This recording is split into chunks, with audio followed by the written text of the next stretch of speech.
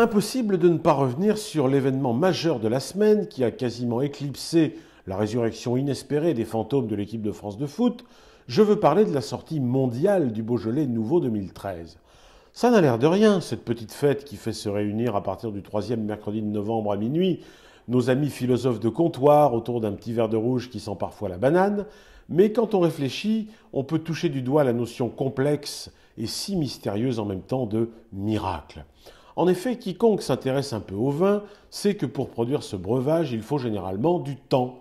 Une fois qu'on a vendangé le raisin, vient le stade de la fermentation alcoolique, puis de la macération, puis de la fermentation malolactique, puis de l'élevage en barrique, puis du filtrage, puis de la mise en bouteille. Bref, la plupart du temps, il faut bien un an et demi, voire plus, pour goûter le fruit de la vendange. Sauf en Beaujolais.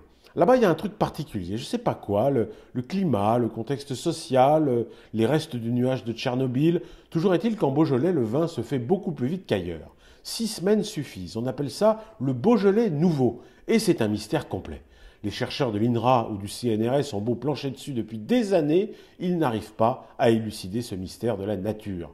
Certains disent que cette bizarrerie serait due à l'existence d'un vinoduc secret et enterré, reliant directement les cuviers du Beaujolais aux bistrots parisiens, lesquels ne peuvent pas attendre.